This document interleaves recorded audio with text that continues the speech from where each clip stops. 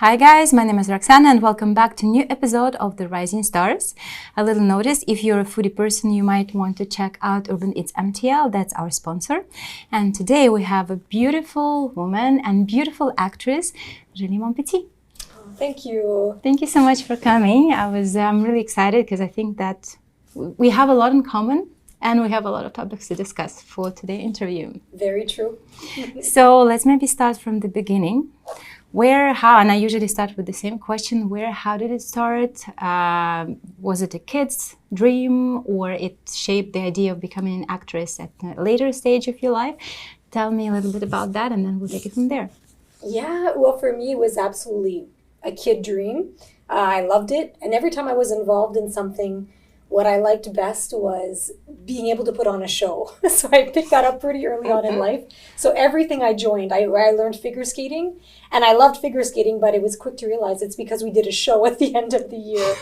So I liked the performance. The performance, but also I have to say, working with my friends to create a show. So skating, elementary school, doing a play. So yes, absolutely performing for our family and for our friends, but also the whole creation of it, all the work that goes into doing something where you're playing, you're having fun.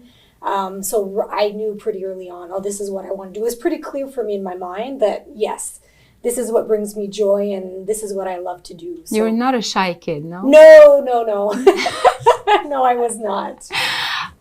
You went further to John Abbott theater program. So that's from having, that's what I want to do when you thought about that as a kid. And then you brought it into your life when you were taking the decision, what do I want to do after school, right? That's exactly. where we go to this job. John Abbott theater program, what drove the choice? And I'll have another question after that. Okay. Yeah, well, for my choice, it was something, for me, it was like, this is what I want to do now. I want to develop more skills, work with more people, and study it more seriously because it's always fun when you're in high school, etc. But I want to develop the skills. And so I did, and I made a bit of a deal with my parents. They're like, yes, you may go. You can study acting, but then we want you to do something else in university, which I did as well. I studied education. So my path, though, was definitely at that age when I was 17 years old to go to John Abbott and to learn technique, to learn voice and movement, improv, everything. I wanted to get a bigger picture of what it entailed and also to see if I really did like it. Yes, because there's a lot there. So I wanted to see. I had pretty good idea I would, but I wanted to test all of that to see.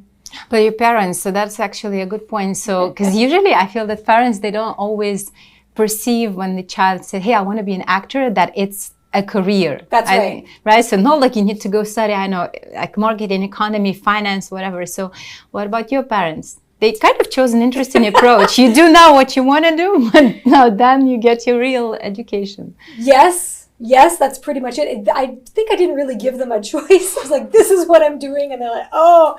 So they were always kind of holding on to me a little bit, like, where is she going? And so they let me, but yes, I had to have another plan. For them, it made them feel a little more secure. And I was happy to do it. And I learned a lot of different characters as well. When you study different things, you learn all kinds of life experience. So yeah, I studied it, and then in university I studied something else. So they were supportive, but they were probably very scared, I'm sure.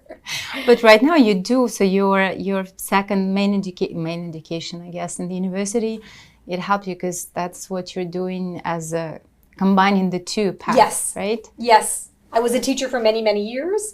And now I work for the teachers union, so we negotiate their contracts. Very much like ACTRA, but for teachers, to make sure that they have good working conditions in place in order to do their jobs. So absolutely, I do both. And believe me, the characters I meet, I use that when I your acting experience helps. Absolutely, yes. And so learning theater, and I know that theater is different from film and TV in terms of, yes, the characters, yes, you still need to get into the character, but theater, it's more like louder, bigger, right? Film, it's more still. Given that you did have initial foundation in theater, did it was it difficult for you to adjust yourself when you were on set for film and TV? Did you need to adjust, or what was your approach to that? Yes, I certainly did. Like you said it very well. And I actually heard something just this past week. One of my friends sent me a podcast on acting, and they were talking about film and TV and theater, and the way they described it, like, oh, this makes a lot of sense. I had never heard it this way.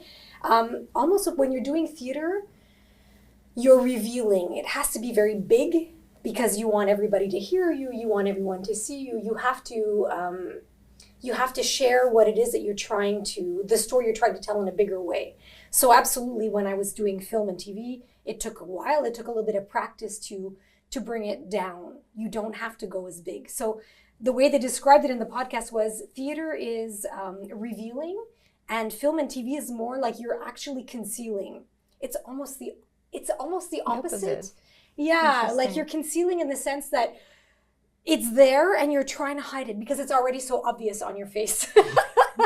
So yes, so with film and TV, it was absolutely an adjustment to bring it down, to not move around as much, to be very still. And everything, if you're thinking it shows in your eyes. It's going to show in your expression. So even for the example, being sad, to do that on stage, it's got to be a little bigger, but on camera, you just have to almost think a sad thought and it shows. It's usually enough. Like the eyes. Yeah, it's usually enough. So it was an adjustment, absolutely. But then you learn and you understand, and then at some point it becomes pretty easy to adapt between the two. And to prepare a character, for me, it's basically the same, though, whether it's theater or film. So no different. That was also one of my questions. Like, no difference between how do you prepare for the theater versus how do you prepare for the TV and film? Yeah, for me, the character preparation is very, very similar. It's just more the technique afterwards to deliver Which it. technique do you use? I'm going to hop right on that question. What are your tips? What are your tricks? You've been in the industry for quite a while. You have a big experience. Share it with the newbie like I am still, and the other people who are out there watching us. Yeah, I think the most important thing that I've learned throughout the years is to trust your instincts. So you're going to learn so many things. You're going to hear so many things. You're going to learn so many things. And they're all super helpful. But you have to absolutely trust yourself. I think that's the most important thing. So trying things and you see what works. Like, for example, memorization. I've tried so many different techniques. You know, people say, you've got to read it 300 times. You have to write everything out. You have to listen to it. I tried all of those things, and then you have to find a technique that works for you because everyone's so different and we all learn differently. So for me, it's really just doing it over and over and over again. Repeating, you mean? Repeating and not going back to the beginning. I used to always go back. Yes. Where do you go then? That's the trick. You almost like work in blocks. So even if it's let's say a 4-page scene, if you always go back to the beginning, probably your beginning is going to be super clear and you will have practiced it more times. So I almost divide it into blocks. So I'm going to do this block now, and then I'm going to do this block now, even if it's just 4 pages, so that the end is getting just as much time as the beginning. Because I used to always go back, always. And then sometimes you run out of time or something happens. So the beginning would always get more. So now I divide it up. That works a lot for me. That's interesting. I'll need to, because also like you do a lot of plays. So that's a good trick, I guess, to learn. But I'll dig deeper on how to prepare for the plays as well. But I never thought of that, because you're right. And also like you kind of get, if you go back always to the beginning, you get fatigued. Yes. To the end faster. Your brain gets fatigued. That's a good thing. So almost like for the next half hour, I'm going to do the first block. And then maybe I'm going to take a little break. And then my next half hour, I'm only going to do the second block. So I don't go back. And then maybe at the end of the day, if I've have a bit of time and energy, I might just do the whole thing. But I don't always start back at the beginning. That's something I learned that's helped me tremendously. Because I would always find myself struggling more towards the end. So you're right. Now that you're saying that, I realize that usually like the beginning it's easier, and even myself when it's like I'm preparing for the acting class or learning the script, it's the end where you usually start stumbling on the words and like I don't remember the precise articulation. Yes. So dividing it up and shorter for me, other people, maybe they can put a 2-hour block aside to practice or to rehearse. For me, I try to do, if I can, shorter, like 30 minutes, take a little break. Even if it's 15 minutes, 30 minutes, take a little break. That's helpful for me to break it down into smaller chunks. And to not wait until you're in the mood or till you're in a good place to practice. Even if you're tired a little bit or if you're feeling down, do something, because even if you think it's not getting into your brain, it actually is. It is. And then sometimes even before bed, I'll just do a little bit, even though I think I'm so tired, I might even fall asleep while I'm practicing. But I wake up in the morning and I actually know more than I thought I did. It's brain register. Any extra tips also when you learn these scripts for the theater? Because that's another thing, right? In film and TV, you go by scenes kind of, and then they shoot one scene today and have time till tomorrow to learn whatever is left. Theater, you just boom, like you have 100 pages of script, well, and you need to memorize it. Anything extra of preparing for the play? Yes. So yes, in that sense, it's very different. And it was so interesting because I just finished a play, and what you're saying, that was exactly it. It was 50 pages. And I was in every scene. Yeah, because then if you are in every scene, that it's 50 pages of you being present on the stage and learning and remembering everything. So I was like, how am I going to do this? So it's absolutely that, break it down, absolutely, and take it one step at a time. It's easy to get overwhelmed, and you have to really break it down into this is when we're performing, this is where we are now, this week my objective is to know this. And not even worry about what you don't know. Just focus on what you need to learn. The next week you focus on that and you, again, rehearse what you've already learned. But really to break it down, because if you look at it, it could be like, how am I going to learn 50 pages, So really breaking it down. And yes, it's a challenge, because let's say you have 50 pages, if you're very lucky for a film, it's not filmed in one day. It's filmed over a longer period of time. But when you're doing a play, you have to do the whole thing right away. So it was but it's really cool too, because you also build a momentum. I'm always curious how much of improvisation. I did a play once back like a long time ago in the university, and how much of improvisation you kind of allow yourself as an actor on stage, or you really stick to the script, and how much you go, because you have sometimes how many performances you have for the play that you just did, 7 Ways to We Say just Ti did Amo? two. Yes. Okay, so how much would you deviate from one to another, or it's always the same? With 50 pages, you have to, for me, I see it as you have to know it perfectly, because the other actors, we were only 3 actors in the whole play. They're relying on me to give them their cue, and I'm relying, especially with 50 pages, I need my cue to know what I'm going to say. So we only improvise if we're lost or if we're stuck, and then we get back on track. But no, you can't. So it's almost like studying for a very difficult exam, and you can't just get 90% on it. You have to get 100% on it, because I want to be a good partner and to give them what they need, and vice versa. So you only improvise, I think, for me anyway, in theater, when you absolutely have no choice, when you're lost. And even then, it's like, okay. And because then the other person's saying something like, what are they saying? Or I'm saying something, and they're like, oh, she's lost. So then we look at each other, we lock eyes, and we're like, okay, we got this. And then slowly, either they'll bring me back or I'll bring them back. But no, there's not much room for improvisation with that type of play. Yes. How do you manage your stress? Because I did recently a first also live performance in front of the crowd, and it's different. Film and TV versus theater. My heart was before I was going, it was I could feel it here. How do you manage the stress? Or with the layers of experience, the stress kind of alleviates slowly, or you still have that, I don't know, is it butterflies or whatever it is? Oh yeah, there was definitely butterflies. And you're going to see with experience, you are able to at one point to shift the stress into excitement. You're going to see they're very, very, very closely tied. They're like first cousins. So any stress you feel, it's actually you have to trick your brain into thinking, I'm so excited. And then it becomes like a, so you'll see it happens. Yeah. That's a nice trail of thought. Shifting the stress from like something that is throwing you off into something that is helping you and boosting you, fueling you up. Yes. That's yes. It's all about tricking your mind. mindset. Right? Yeah, exactly. I remember that when you and me first met, we're talking, discussing this whole thing about having a lot of trainings versus sticking to one acting coach. And I know that you had a lot of different trainings and you did both in English and in French. Did you, first of all, also like it would be interesting to hear your point of view a lot of, or if you find yours, stick to one. And was there any technique that you didn't like, for example, when you had it in the class and you're like, it's not helping, I don't understand it.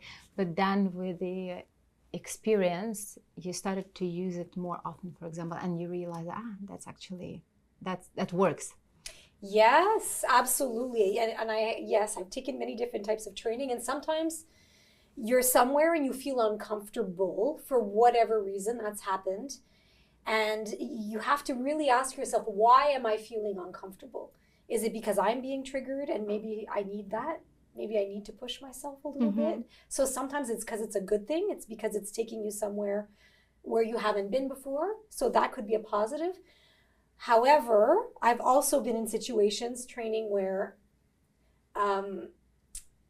I felt in some instances where the teacher almost always had someone to pick on one of the students, and I was like, oh, not shoo-shoo. Yeah, like kind of. There are shoo-shoos, and then there was always someone that they're, and I like, that's not okay, and it's almost like a power thing, and that doesn't happen often, but I have seen that. And even if you are the shoo-shoo, if somebody else is not being treated well, it's like that could just as easily be me, and sometimes it has been me. It's not right, so that I don't like. There's a place to push people 100%, but you can feel it when you can feel the difference when something is not right. And so it's happened a couple of times, and those I try to stay away from because I think it's not right. And sometimes it's even like I was in a situation, I was an adult, and the person who's being picked on was a teenager, and I'm like, this is so weird. Like, they're young. It's the opposite. You push them, you want them to be support, better, yeah, but you shouldn't bring them down, or so those situations I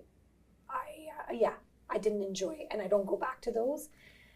And the training, I think it's great to try different things because, again, everyone is different. So what's going to resonate for you might be very different than somebody else. Like, someone might recommend a class to you, and for you it might be, oh, it's not quite for me. So you have to find what works for you.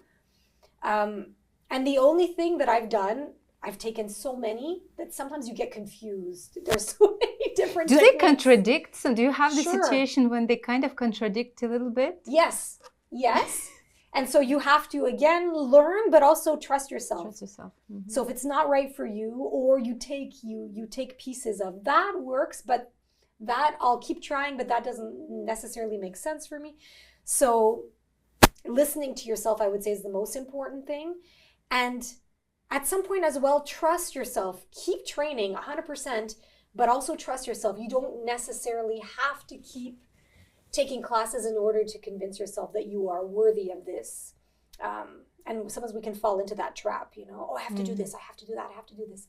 Yes, especially in downtimes, if it's quiet, train, because then you're working with people, you get to learn from people. But I don't think that, don't fall into the trap of thinking I have to take classes in order to be worthy of this or to be good enough. Because that's exactly, that's my case, because I keep thinking, okay, like, especially when I started to prepare for those interviews and I look through people's CVs and I'm like, oh wow, so many trainings, and I've been doing them, but it was with one coach, which I like and I feel comfortable. And to a point, those kind of thoughts, they can kind of appear in the back of my head, okay, like, am I good enough? Yes. Like, or do I need to have more trainings? But that's... And sometimes you can, you learn from doing all the things that you're doing as well when you are on set, doing those projects, everything. You learn, that's training as well. Being there, being on site.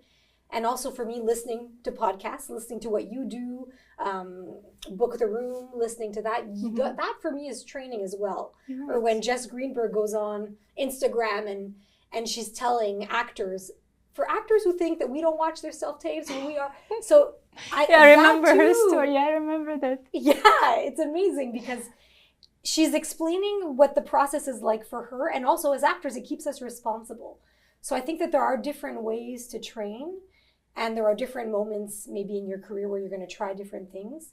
And it's all great, but we'll talk later about my kids, but I always tell my kids, trust yourself. That's the most important thing. But that's also good because we also learn, we always think that we learn by taking the classes, but then we also learn, to your point, by doing things on set, by watching things. That's why I still like to go to do the background work, because you still learn by watching the other actors also doing the job, or at the acting classes as well. Like you learn by not only doing your scenes, but you learn also by watching how the actors are being coached. Yes. Yeah, that's a wider perception of what the learning and coaching and training for the actors is than just purely going and taking a class. Yeah. You're right. Another question. So I know that for one of the role that you had Detective Christina Bartlett. Oh, yes. Yeah, when I read it on your bio, I was like, oh my God. So you went and you found the real person because you wanted to understand what was going on in her head while she was working on the crime, right? Yes. Well, first of all, that's a genius idea. Really, like if you think about that, if you're in a project, in a movie that is being done on the real events, just to go and to understand what was, because I'm always like, put yourself in the shoes of the other person. Yes. I think it helps in life and then in acting as well.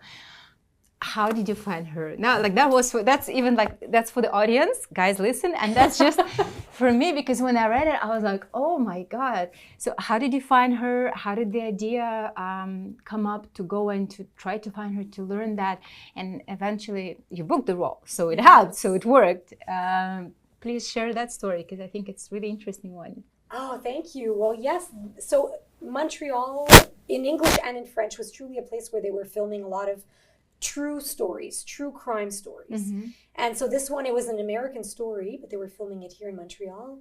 And so when I got the audition, it was very clear, like, this is what happened. This is the story. It was a true story. This was the name of the detective. So I knew which city she lived in based on the story, and I knew her name.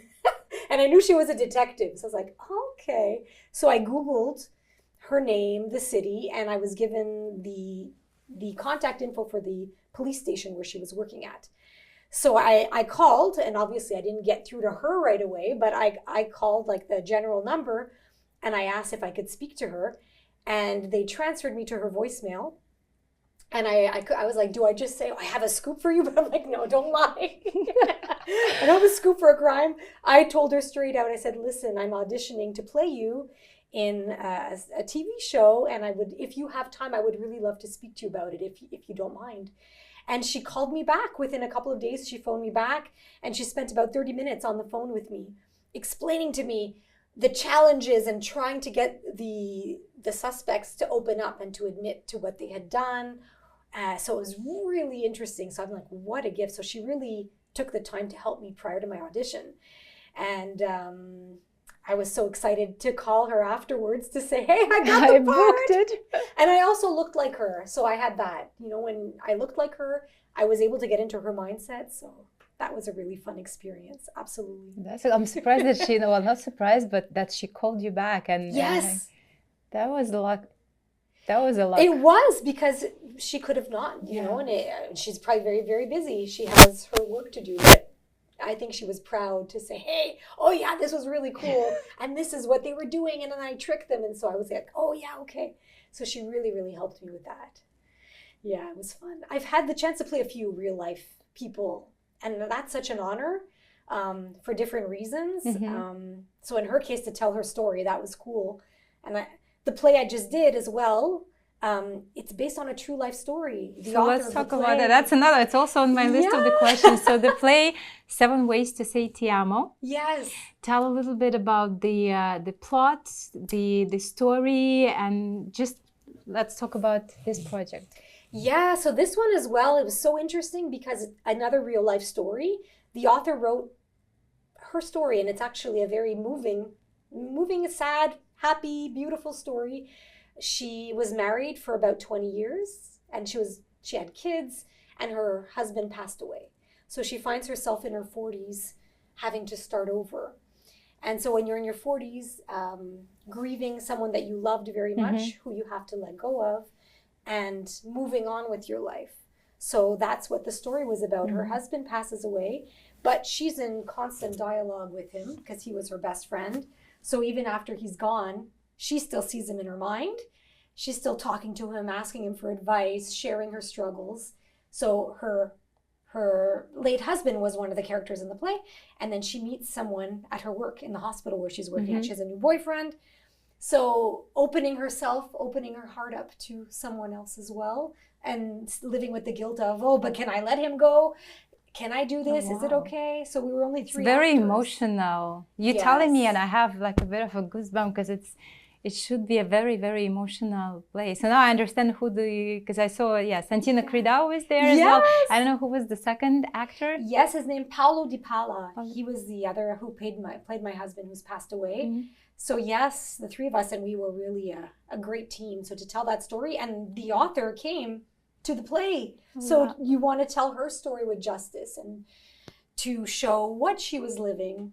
And it reminded me that probably we meet people every day who are grieving and who are just living their life. We just don't know them. We just don't know. They're doing the best they can to move on and to carry on and to open themselves up and be vulnerable to love again. And so it was an honor to play. For that kind of play, especially given the whole emotional aspect, it's not comedy, it's really like very emotional play. It should have very good chemistry. Yes. It should be there. You can't just, you can fake it. As if a good actor, you can fake it, but it should be like, you really need to be like that as a team on the stage. Ideally, and we were lucky. There were only three of us, and we were a team, and we were very close. And we did have, the three of us had good chemistry together. And there were some scenes where the three of us are together. I see my dead husband. My boyfriend doesn't see him, but we're all there, and I'm listening to both of them, and I'm like, so it was really fun to play. Do you plan, now I'm realizing, because you had just two performances, right? And the tickets were sold out. So first of all, congratulations. Thank you. That's that's a great success. Do you plan to repeat it? Because now that I'm listening to the plot and the whole thing that you're talking about, I wanna go see it. Unfortunately, I missed it. So do you plan to repeat it? I don't know. We're gonna see. That'll be their decision to make. If they want to do it, I'm in. Do you have a typecast? Or you're like, usually you're booked through all the different, because sometimes people, they have such a strong typecast profile that they just usually are booked for a specific profiles. What is your typecast, or it's pretty broad, the spectrum? Probably, I think we all do to a certain extent, right? We all do a little bit. I think for myself, it's pretty easier for me to do anything, somebody who's vulnerable, like falling in love, grieving, those things I can tap into very easily. That's pretty easy. Your comfort for me. zone. Yes, it's my comfort zone. Probably what's more challenging for me is playing someone who's angry and who's hard. But it's also very fun. And it's important for me to say, hey, if I'm not as comfortable doing that, why? That's more of a sentiment about me. I have to get comfortable with that as well. But did you have the situation when you had the role, and eventually when you say yes to the role, it's a conscious yes, right? Yes. So did you have a role when the character was the opposite from Julie, completely the opposite? And how did you get into the character, and did you have an issue getting out of the character? I don't know, we all know how sometimes if it's like a character that is not similar to you at all. Did you have anything like that in your career? Yes, I have actually. The character that I'm thinking off the top of my head is Christina Bartlett, definitely. And probably the real detective, she has to play a character too. She has to be tough when she's with people. So she's probably playing a character within her own life. But that as well, being tough and getting people to talk, and So that was a challenge, but it was really fun. And because she let me in, it was easier for me to get into her mindset. And I'm thinking back to, I was very young. I was probably about maybe 19 or 20. I was taking an acting class at the time, and there was a very emotional scene. And we were doing our scene, and then afterwards we went out, and we were at a bar, and I remember my heart was beating, and I wasn't feeling well. And I remember I told my friend who was in the class with me, I said, I'm really not feeling well. Oh, wow. So she drove me to the hospital, literally drove me to the hospital. I went in and they're like, okay. They said, yes, you're very stressed. Everything's high. So they kept me in and they were observing me. And I was there for several hours. And then finally someone came in, another doctor came in and asked me, what were you doing right before coming to the hospital? I said, I was having a great time. I was at a bar. And they're like, okay. And before I said I was taking an acting class. And the doctor's like, okay. Oh, and then they said, you were taking an acting class. I said, yes. And I said, it was a very emotional scene. It was a very difficult scene. And they said, okay. And the doctor explained to me, and I learned this early on, is that your body doesn't know the difference between when you're pretending and when it's real. Mm-hmm. So I hadn't let it go. I was still carrying it. And so that's why I was feeling all these things. So the doctor said, no, you're fine. It's just because you need to let it go. Just get out of the character. Get out of the character, let it go. So now I always make a conscious effort, no matter what kind of character, whether I'm being sad or whatever, you have to let it go, shake it off. If you can, go outside, get some fresh air, go for a walk in nature if you can. And if you can't, if you're stuck somewhere, you're inside, then literally shake it off or put music on, do something. But yeah, let it go. You shouldn't be carrying it around with you. It's an honor to tell these stories, but they don't belong to us, Yeah, they're you not let them ours. go. Yes. Do you easy cry on cue? Yeah, I'm pretty good at crying. But so question, because I know that you can either put some drops in the eyes, there's a trick, yes. or how, for example, Susanna was explaining to us, just go to that place, like a sad place in your heart and your memories that you can relate to, and then that would help you to bring the tears. So which of the two tricks you're using? Yeah, well, I think both of those could work very well. Or for me, it's what has worked for me. And someone, I don't even remember who taught me this, unfortunately, one of my trainings, but someone explained to me, you know how in life when you don't want to cry, you're emotional and you really don't want people to see you cry, to do that. Mm-hmm. And that works for me. So it's almost the opposite. I don't want to cry. I don't want them to see me cry. And then there's like a panic that builds up. So I actually do that. I'm not wanting to cry and I'm feeling emotional, and that makes me cry. I learned so much today from you, because especially if you're also on a film set and like your eyes, that's the main tool of your body technically, especially when you're on the film and TV. Yeah, I don't want them to see me cry. They can't see me cry. I gotta hold it together for my kids or whatever. Like, go in that place where you actually don't want to, and then it's probably even more, even more interesting in a way. Yeah. Because you're concealing again, like theater's revealing and camera concealing. It's concealing. So you're actually trying not to cry. And sometimes you won't cry, and it's okay too. It'll be genuine just the same. It'll be a sadness. Mm-hmm. It'll be coming from a genuine place, Yeah. You have 2 kids. Yes. And 2 boys, and that's another thing. I realized actually we also have in common, because you were figure skating. So. Oh, you too? Yes. Oh, yeah. I've seen the videos actually. Yes. I love it. So like we'll need to go on the skating rink during this winter. So your kids, they're also decided to pursue acting, both of them, and both of them are doing pretty well. And the eldest son, he booked the TV series, and so. I also have a son. He's also an actor, so it's very relatable to me. How is it to be a mom of an actor? Do you coach them? Were they influenced by you in a certain sense in deciding, Mom, that's what I want to do? Yeah, it's interesting and they're both teenagers still.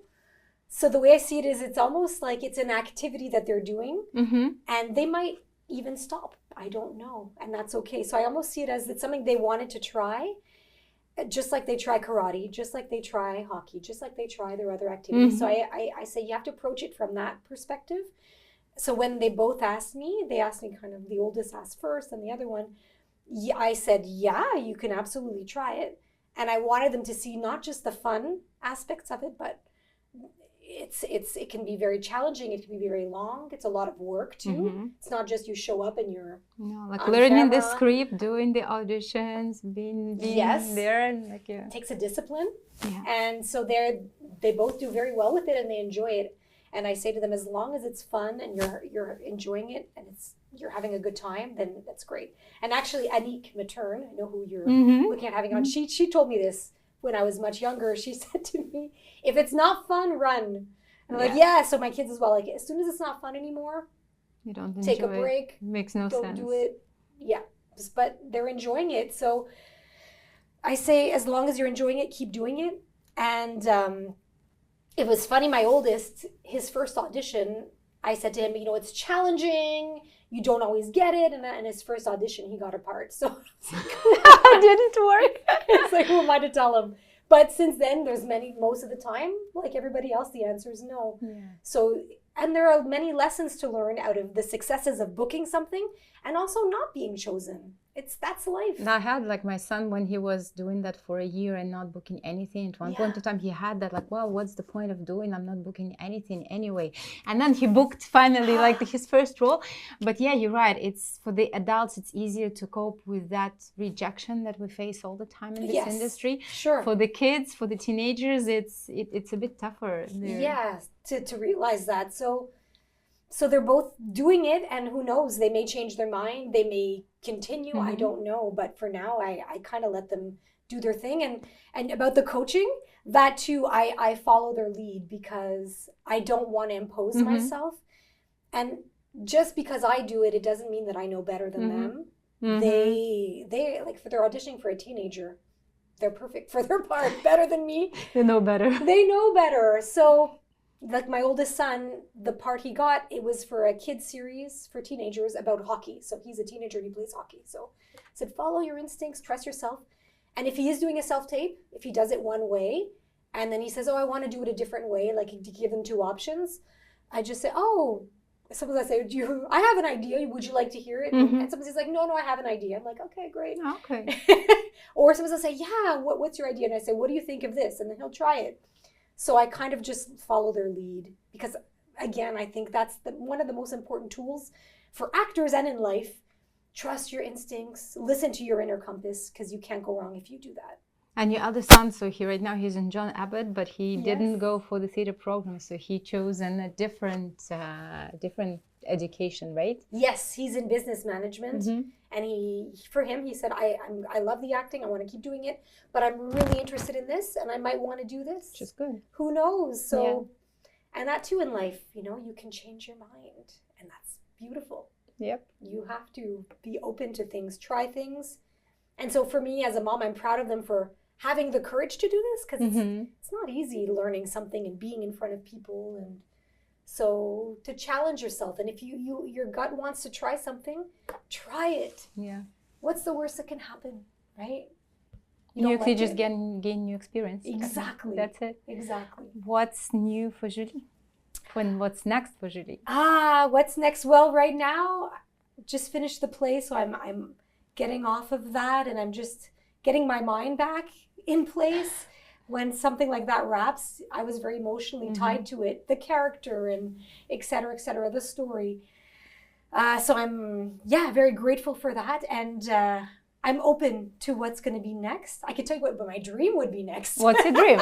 Okay, What I would love next would be to be part of a project that would last several months, or maybe like, let's say this summer. I'm off in the summer. So if I could work for several weeks on a project and be with the same people for a long time, to be able to build a character, to build that rapport, I would love that, to be on something more long-term, because it's the letting go afterwards is something as well, the camaraderie you build. You miss that. You missed the feeling. You're kind of thrown into this hurricane, you're thrown into this together, and then after, when it's over, you're rejected from it when you go flying.